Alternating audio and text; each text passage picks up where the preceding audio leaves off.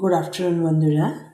আজকে আমাদের লাঞ্চের মেনু সাদা ভাত, মটর ডাল হয়েছে, লাউয়ের ডাঁটা দিয়ে, লাউ শাকের ডাঁটা দিয়ে মটর ডাল হয়েছে, শুক্তো হয়েছে, কাঁচকলা ডাঁটা বড়ি টড়ি দিয়ে শুক্তো হয়েছে ডাঁটা দিয়ে, টক দই পেতেছিলাম, টক দই আছে, শিম ভাজা আছে হয়েছে, বাঁধাকপি হয়েছে,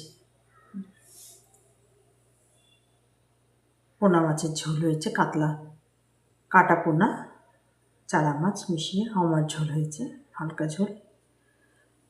আর হয়েছে শাশুড়িমার জন্য কই মাছ ঝাল ঝাল করে হয়েছে, আর লেবু আছে। ঠিক আছে, এই হচ্ছে আজকে আমাদের লাঞ্চের মেনু বন্ধুরা। ঠিক আছে, এখানে রাখছি, পরে আবার নতুন কোনো ভিডিও নিয়ে আসবো। নমস্কার।